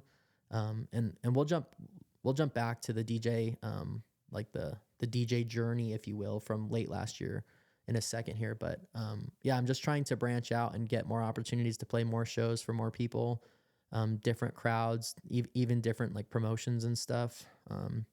Like this morning, I woke up to a message from another promotion here in Vegas that asked me to play a show next weekend at Club Ego, which I've never played there before. So I'll be on like the smaller outside patio deck, but like that's still cool. And Yeah, that's cool. I'm super excited about it because again, it's an opportunity for me to play in front of new people who may not know my name or have never seen me before, and go out there and be me and be unique and hopefully gain some traction there and maybe have a good showing. And then who knows what doors that could open to more shows with this other promotion as well. So that's kind of really where my mindset is digging into music production, continuing to further my skills and getting my name out there more, generating more content. Just the content is really just a web of reach, right? So even if I'm just doing like little snippets or reels on Instagram, it could get to new people. I'm going to do, I bought like a nice camera and stuff that I'm going to be able to use to do streaming and stuff on Twitch. And I'm also going to be like recording sets. I have a pretty backyard. So it's like scenic and stuff. So I want to do some sets there where I record it, post them on YouTube, maybe go out into the desert and record some sets, go up into the mountains and record some sets, and just getting myself out there in different avenues and ways that I haven't done before, in hopes that someone will see what I'm bringing to the table and be like, this guy's different. I like this. I like what he's about. And then, you're always one opportunity or one conversation away from a break. So the more that I put myself out there, the more I increase the chances of that. I will say that I never went into DJing with the intention of like trying to become big. It was truly a passion project for me. But my mindset has always been, if I can turn a passion into something that, I can make a living out of, then that's like absolute dream scenario. But I definitely went in it with the the sake of this is a passion. It's something that I really enjoy doing, and whatever comes from it comes from it. If it's just meeting people and having fun, cool. I did it. I got to go out and play local shows in Vegas in front of my friends, in front of other people, and showcase my talent. That was enough for me. And it still is enough for me.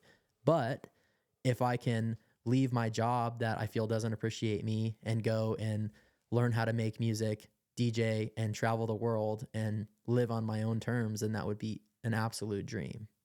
But it's very much possible too. And I definitely have so much, this comes from the confidence that we talked about earlier. I have so much self-belief to where I almost feel like my chances of making it in my mind is more likely than my chances of not making it now. And I feel like a lot of people probably are like, oh, poor guy, it's gonna be heartbroken, because everybody, that lives a normal life is easy to say, hey. No, but what did I just say? You got to be willing to suck. Oh, for sure. Yeah, absolutely. So the point is, as long as you get 1% better every time you produce something, every time you hit the stage, every time that you do anything, those add up. Yeah. Those and percentages. If you don't quit. And if you don't quit. That's the biggest thing. You got to sit there and be able to take all the no's and all the heartbreaks and the you suck and we don't want you to play and whatever, and just stay the course, because someone out there will appreciate your style. Someone out there will appreciate the music that you make. It may not be for everyone, but there is a crowd for everything. There is a unique 100%. Yeah, there's there's people that like some pretty freaking weird stuff out there that I would be like, hey, I have no interest in that. But there's a crowd for everything. So I just feel that as long as I continue to, walk this path and I follow it with the intention of this is passion, it's not for money, that will be the most authentic way to living the dream that I want to live. Agreed, man. Can't agree with you any more than that. Yeah. So that's kind of like the initial goal, is just putting myself out there more with the different bases of media, and then playing more shows and getting my name out there more. I played on the radio last month. Shout out to Vibe FM, 99.7 Vibe FM, and the MFN Techno show. My boy Max Mega, he hit me up to play on there, and I got to play an hour set on the radio. And so we recorded it the day before, so I was able to sit at home in my backyard drinking some drinks and listen to myself on the radio. And it was cool. It was such a really feel good moment. Like I got teary eyed, sitting in my backyard, because I was like, dude, you're fucking doing it. I'm not like some massive star or something like that, but I'm start somewhere, man. Yeah. I'm doing things that other people are like, wow, you played on the radio. This is really cool. But I started this just with I love the music and I want to see what's here, to now I've played countless shows in Vegas. I'm having other promotions hit me up to play shows. I'm not having to always seek out stuff. People are coming to me now asking me to play, which is really, really cool. It makes me feel really good, because it's like I'm doing something right. Somebody else appreciates what I'm bringing to the table. They see the potential, right? And so that's been a really fulfilling thing for me. But what we were saying earlier was the journey late last year when I played that Julian Jewell show. That was at the end of September. And then I don't remember off the top of my head if I played any shows after that later last year. I can't really remember. I might have played one, but then Elation Events puts on a few shows out here at a techno show at a warehouse called Encode. It's another sub brand of Elation that's really into techno mainly, and some house stuff. And so they played a big show at the warehouse. This was in March of this year, so March of 2024. And I got selected to be one of the openers, which was freaking amazing, because the lineup that I got to play for was some really big names. This was going to be the biggest show that I've ever played at. So this story is actually really, really cool. And you killed it. Yeah, thank you. Yeah, dude, thinking about that, I almost get emotional, because it was such an amazing night. Everything. You had a large crowd, dude. Yeah, that was yeah, it was incredible. So, so the story behind it, for those that don't know, so I got selected. I was going to play a back-to-back with Christian, who's one of the guys one of the owners of Elation. And then the show stuff was super stressful that week. And he ended up having to back out of our set last minute. So the night I got there, I was still expecting to play with him. And then he's like, hey man, this has been really rough. I haven't had a lot of sleep. And he's like, this is your moment, do it. And I was like, okay, you sure? And I felt bad, but he was like, it's all you. I was like, okay, cool. And I knew I was going to have a lot of people coming. I had like, I think I had almost like 30 of my friends show up, which was friends and family, but it was really, really cool. So what was interesting was beforehand, my wife had gotten like a custom jersey made for me that had like my DJ name. So In the Dark on the front had a bunch of cool designs. And on the back, it had my name, like a baseball jersey. And then it like the numbers, which is like for my birthday and stuff, was on there. So it was cool. So she had like a custom one made for me. And so she gave it to me as a gift before the show. And I was like, this is really cool. Like it was super thoughtful. And so I go to the show and I wear it. Like I almost wasn't going to because I was like, oh, I don't want like people to think I'm like full of myself. And like the self-promotion thing can be kind of weird sometimes. But she was like, you should do it. And I also knew that like this was a really thoughtful gift from her. Like, why would I not wear it? Right. Right. So I wore it. Thank God I did. So what was really cool was I'm in there and I go and do sound check and I'm like getting a feel for the setup because the mixer was actually one that I hadn't played on before. It was similar, but it had a lot of extra stuff on it and some of the features were different than what I was used to. So I was kind of like, I did like a 10-minute tutorial on YouTube, like figuring out some of the effects and stuff on there to make sure I knew that I could do which one it was. Yeah, I knew what I was doing. And thank God I did that. But so then the show got delayed a little bit. So my set got cut to like 40-ish minutes rather than the full hour, which wasn't a huge deal. It kind of bummed me out, but you know, at least I got to play. And so once the show started, they opened the doors. I start the music. I'm like super nervous. And then I see like 30 of my closest friends and family come in and they're all wearing the same custom jerseys that my wife made me. I had no idea that that was going to happen. And they walk in and everybody is there. So like there's other people there too, but my squad was rolling deep, right? Yeah. And I had to really like fight myself to not get emotional because it was such an overwhelming feeling of love and appreciation from like all the people closest to me. Like I know so many of those people don't care for that kind of music, but they came out to support me. A lot of them do, to be fair, but there's a good amount of them that aren't into it, but they came out. And so it was just a really cool full circle moment to know that like years ago, this dude who felt absolutely helpless and like didn't even want to continue living. I've done all these changes. I'm now pursuing a dream and I've got all these people supporting me. It was just like I'm like, even now, like I could probably cry if I really wanted to right now, but it was such an amazing feeling. And I just felt so thankful to be where I was and thankful that I had taken all these measures and walked that difficult road to take that journey and that I was believing in myself because I'm now, again, like I said, reaping the fruits of my labor, if you will. Like it felt amazing and I just got into this flow. Like the first song or two, I was still really nervous. You get through the first transition. It's kind of always like that. First transition, okay, breathe. Then you get into a flow and then you're in a flow state and then you're just vibing. And then everybody else was also enjoying it. So we were kind of feeding off each other and then just the rest of it was magic. I got through the set and it was really, really cool. Like a really big round of applause and ovation when I was done, which was really cool. Like the next artist was Shada Castro. She kind of like gave me a moment to allow my friends to like congratulate me, which was really, really awesome. She's really cool. Like that was my first time meeting her and like we added each other on Instagram and I've actually reached out to her with a few just like smaller artist questions to get her perspective on certain things. She just responds and she's super cool. She's given like me a bunch of advice and stuff. She's an amazing person, but that was really cool too. Cause like, I think that she is like, hey, I've been here. Like I remember what it was like and I hope to do the same for someone else someday as well. But that was really cool. So shout out to her for that. But yeah, I finished the set and I go and I like hug my wife and I hug all my friends and everybody's just like, dude, you fucking killed it. We go outside, we take a group photo and I'm just like cloud nine. The rest of the night was amazing. And then we go and like party downtown the rest of the weekend. A bunch of my friends got rooms downtown. It was magic. So I did that. And then I got to play a few other shows. In June, I played one. And then in July was a really big moment for me. I got to open for Gabriel and Dresden, which is a old school trance, legends for me. And oddly enough, like probably in the first 2 or 3 trance songs I ever listened to was As the Rush Comes, which is by Motorcycle, but it's like a project of Gabriel and Dresden. So I've been listening, they're literally some of the very first foundations of trance that I was ever introduced to. So to be able to open for them was like pretty special. Oh yeah, it was so cool, dude. And I killed that set too. It was so fun. But that was really cool. And then yeah, now I've played I played at like some house party thing to where some like local talent put together a bunch of local DJs, and I got to play there, which was cool because they hit me up and they're like, "Hey, do you want to play?" I'm like, "Dude, I'll take any opportunity to play in front of new people." Like, Yeah. I just love it. It's fun. Like I could care less where it is. I don't care if it's in your fucking backyard or in your closet. Let's go rage, you know. Yeah.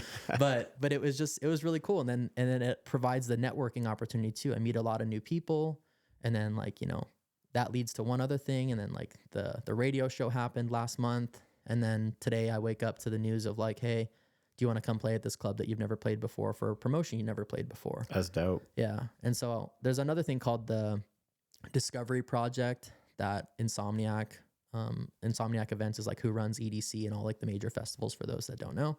And so they also Dream State is one of their festivals. So they do projects or contests throughout the year to where like DJs and producers and stuff can like submit mixes and songs and whatnot. So this one's specifically just for DJs. You don't have to submit a song, thank God, because I don't have any yet, but I will. But I just submitted to that contest within the last few weeks, and I think we're supposed to find out the results of that within the next like 4 days or so. And I don't know, man, like I submitted to it. You have to write a biography and everything about yourself and, photo and submit the mix.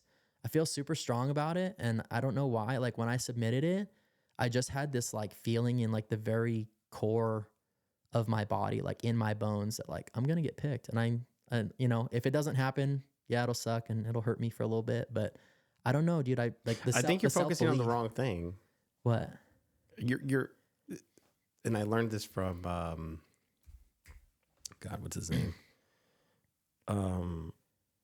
Rick Rubin. He was talking about it, and he said, the process of making art is to make it. Mm-hmm. And as soon as you're done and you let it out, it's about the process again. Go back to making something new. Yeah. He says, if you make art for the sake of what people think of it, he's like, it's just you seeking validation. Right. So yeah. I wouldn't say that it's that way. I'm wanting to get picked because it would be a really cool opportunity to play my favorite festival. No, of course. So, but you got to look at it as you could have not submitted. Oh yeah. You could have not worked on it. You could have half-assed the bio, the picture, the set. Yeah. So the whole point is like you won already. Yeah, that's true. You did all the things to do it. From there, getting selected is not the validation. True. It's just like, cool, next year. Yeah, I know. I truly like believe that it's going to happen at some point. It would just be really cool if it happened now because I don't know. I feel like there's so much momentum happening right now. There's so many things that are like going my way. The energy just feels right, and that set is fucking fire. Like I'm so proud of that set. Did you like, post it on no, SoundCloud? I haven't posted it yet because I want to wait and see what happens with it first. But yeah, I will post it. The hard thing about it is for those is you have to do a 30-minute set. So you have to really do like a condensed set. And so is that all they give you if you get picked? No, it would be an hour there. But so if you get selected, I think they're said they're picking anywhere from like 2 to 8 people, which is cool. It's not just like one person. But if you get selected, you get to play on they have like an art car stage there, which is one of the smaller ones. It's a beatbox art car stage. And so you would get a 1-hour set there at Dream State, which is cool. Like I know Super it wouldn't cool. be a bunch of people, but just having the opportunity to play in a venue like that, but also to be able to play trance, because I haven't been able to play a lot of trance locally. I've been able to play a lot of like techno and progressive, which is cool, but that's not like my favorite style. But yeah, trance is my first love, as we've talked about. So being able to play that at my favorite festival would just be like, I can't even fathom the thought, but one day it's going to happen. One day I'm going to play that festival. For sure. It's going to happen. Whether it's this year, next year, 5 years from now, it's going to happen.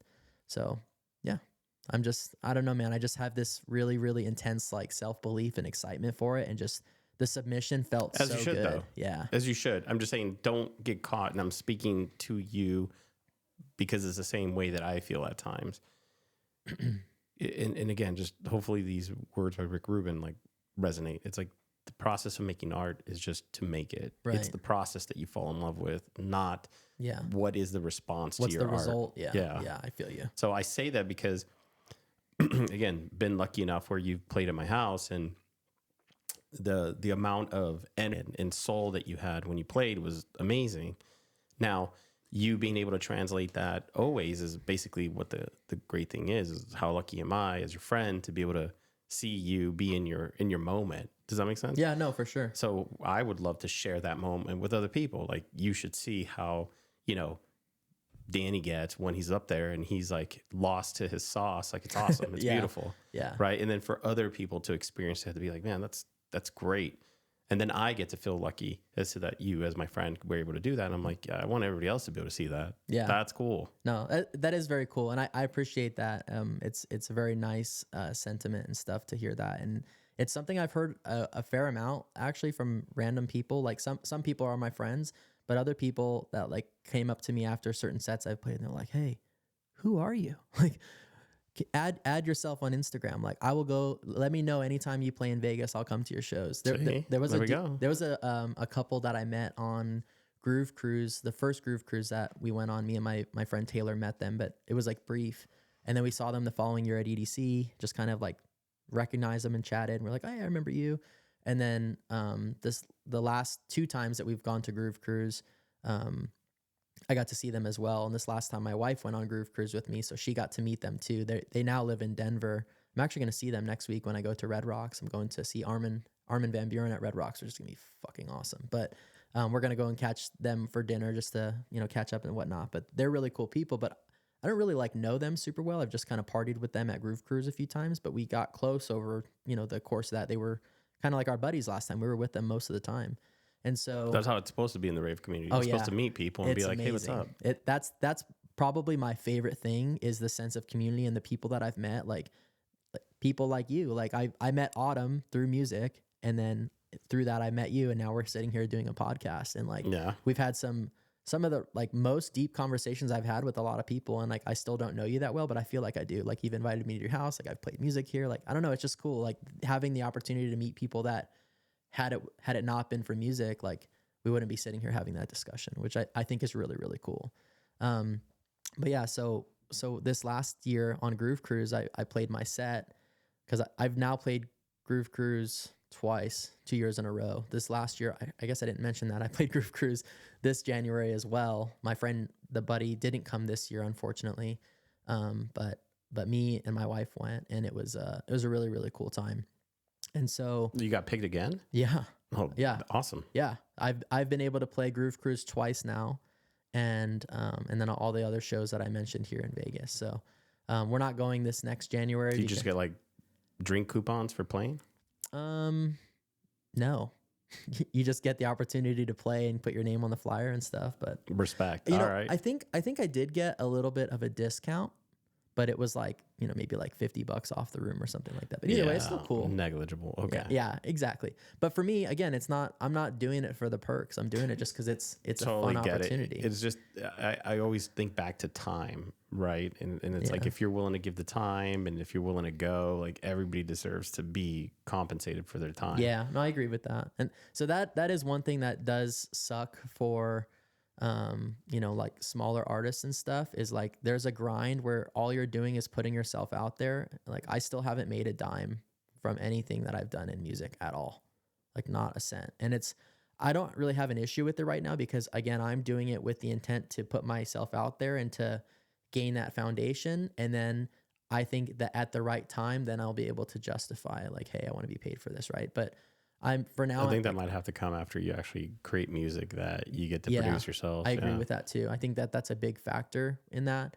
But yeah, because otherwise I hate to say it, but you're just a DJ. Like, you don't have your own, aside from your DJ sets, you don't have like your own artist sound and stuff, right? So I get that. And that's another big reason why I want to pursue music production, other than just wanting to do it for the sake of learning music and creating my own music, because it's interesting.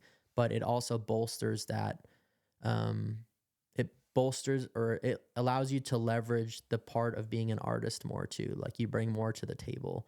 So it becomes a little bit easier for people to justify like, hey, this guy's different in this way. And it also expands the web of what you can put out there too. Like, I think it's butts and seats, right? Like, unfortunately, it sucks. It's a business. So if you don't put butts and seats or sell tickets, like, they're just, for sure. I mean, that's how all artists, I found this out, just another random thing, working at a specific place that had a person that booked artists. And basically that's how they know what to pay you. Yeah. It's because they know what you sell. Yeah. So then they know What that do you you're bring worth to the the money. table? Correct. Yeah, absolutely. So yeah, it's a little bit of like a dog eat dog world for smaller artists, but again, it's being persistent and again, going in with the notion of I'm not doing this for the money. I'm not going to be bothered right now that I'm not being paid to do this. I'm doing this because I love it. And I'm doing this in pursuit of the bigger picture, the bigger dream that I want to achieve. And again, if it doesn't happen, then fine, I had fun along the way, right? Because then you don't allow yourself to be crushed by the circumstances if nothing ever comes of it. But it is very much possible as long as you continue to walk in that direction and pursue that dream. As long as you don't, the minute you give up, okay, again, you've taken yourself out of the equation, right? I can't do it. I'm not good enough. Okay, well, silence that voice, continue to put yourself out there. And I feel that the persistence will outweigh or outlast any of like the conditions or whatever that would otherwise take you out of the equation, I guess. Like if you just stay persistent in your pursuit of whatever it is that you believe in, or, you know, journey, if you will. I don't know how to talk about it, but yeah, just keep walking, man. And that's what I'm resolute on doing. I don't really care if it's I get there now or 10 years from now. Like it's a passion for me. I love it. It's the thing I spend the most time doing is listening to music. And hopefully soon we'll be making music, or not hopefully, I will. And yeah, man, it's good correction. Yeah, but it's true though. Like, Yeah. because if I say hopefully, then I'm giving myself an out. I don't want the out. I want to do it. Like you want to have no option. Yeah, exactly. Yeah. You know, and it's something I know I can do. Again, it's just, am I willing to suck? Am I willing to go through that uncomfortable period of getting better? And then when I hit there, I'm going to be like, dude, I'm so glad I did this because I'm fucking good at this. I love this. You know, if I could hear myself on the radio, but it's my song that I created from bare bones, nothing, would be insane. You know, like it was really cool to play a DJ set on the radio. Imagine like a song that you created from the heart and then other people resonate with it and then it like becomes massive. Like that would be an absolute honor as an artist. Like the process of creating the art, like you said, falling in love with it, the authenticity is what is going to lead to that. So as long as you stay true to what you love and you're not doing it with the purpose of reaching that end goal, you're doing it because you truly love it and you enjoy it. I think that that's what's going to resonate with people, and it'll be a more authentic journey to getting to where I ultimately want to be. Makes sense? I resonate. Yeah. That's what I'm hoping this does. Yeah. That's all it's for. It's Yeah. for putting people's perspective out there. Yeah. Yeah. So that's kind of like, I think where I'm headed right now. Super hopeful. I have a lot of self-belief. My self-belief has like never been higher. I'm happy with who I am. I'm happy with who I'm becoming. I still have a lot of growth that I want to do, both from a physical perspective, mental perspective. It's like a never ending journey. There's no like final destination of, oh, I finally have made it. I'm finally the perfect specimen. It's never going to happen like that. But as long as I continue to be resolute in like continuous improvement and pursuing things that make me happy, that's really like what sets my soul on fire And lights my enjoying the flame. journey. Yeah. Oh, right? for sure. Because Yeah. it's not the destination. It's Yeah. enjoying the journey. Yeah, because it's fun. It like if I can do this and have fun with it, it'll always stay interesting. The minute that something becomes like mundane and you're just doing it for the sake of, oh, I'm doing this for money, it's like you're not in it for the passion anymore. It's gone. Find something else that makes you happy, you know? The good thing is you're going to have these podcasts now to look back to in a year. Yeah, it's true. See how well you did from your commitment in time now Yeah. to where you are. Both of us, Yeah, actually. for sure. Both of us will have that. Yeah. I'm super thankful for one to like have met you, but the first podcast was a really cool experience for me because I went in and I was not intending to be as raw as I was, but as the conversation unfolded, I just realized that it was so important for me to be authentic and to talk about like, you know, what was some of the most dark and horrible moments of my life for the sake of allowing other people to relate and be like, man, I'm not the only one going through this. Everybody has their battles that they're going through. And if somebody else can find the strength in themselves to pull themselves out of the hole that they might be in, if that can help one person, like this was absolutely worth it. 100%. Yeah. And so that, and it very much has. I've gotten so many messages after the last podcast that are like, dude, I cannot wait for for number 2. Like, that was so cool. Thank you for being vulnerable. Like, and then they would share some of their own things about their life. It was really, really cool. Like, I connected with some people I haven't talked to in years, people I served in the Navy with that I haven't talked to in a decade. Like, it was really, really cool to see the feedback that I got. And it wasn't because I wasn't like seeking that, but knowing that it meant something to someone else, that someone No, else but that was the resonated purpose of with the it. podcast. It wasn't for the validation. Yeah. None of this is. Right. Nobody that comes on here is for that. The stories are the stories that you guys are the brave souls to come on and share such a personal piece of yourself Yeah. for the sake of all the other souls that haven't found their bravery yet. Yep. Does that make sense? Yeah, because it allows someone else to be like, I can do this too. And that's very much like when I went back to earlier when I was saying that I found people before my weight loss journey that were on Instagram or whatever that shared their story, and they shared some of their most vulnerable times where they were having like really bad mental stuff, or all the ugly sides of the journey. They shared it all, but it was raw, but it was real, and it let me know that like, hey, this isn't going to be all, sunshine and rainbows this whole time. Like, it's going to be hard. It's going to be difficult. I'm going to go through some really tough times. I need a good support structure. I need to have my head in the right place before I pursue this, and, just continue to work on myself and like never give up. Because again, it's like, as soon as I say I can't do this, I'm immediately right, because I'm already done. So I don't know. I guess that's like the biggest takeaway for me, is like finding that strength and self-belief that I can do anything that I want to do in this world, as long as I continue to pursue what is true to me and what makes me happy. And that's ultimately where I think I'm on this journey with music, and I think I'll get there, and I'll be playing my favorite festivals someday and making music that people love. And Soon, right? yeah, I hope so. But I truly think it's going to happen. Maybe it's next year. Maybe it's, 5 years from now. I don't care. It's just fun. Dude, I love it. Thanks for coming in. Yeah, of course, man. Let's Thank wrap you. on to this one. Appreciate it. It's Fuck fun. yeah. Love it. Dude, love talking to you.